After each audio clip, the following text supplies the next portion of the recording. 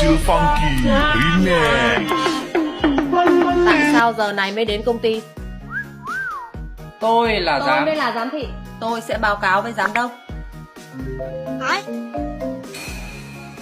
Anh dám ăn cắp điện thoại của giám đốc?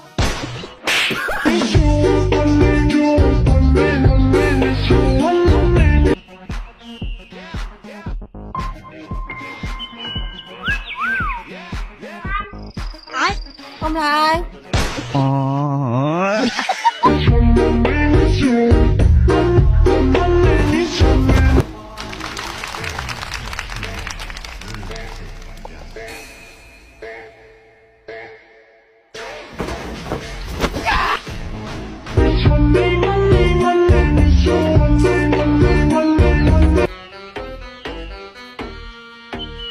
Hai cốc 20.000.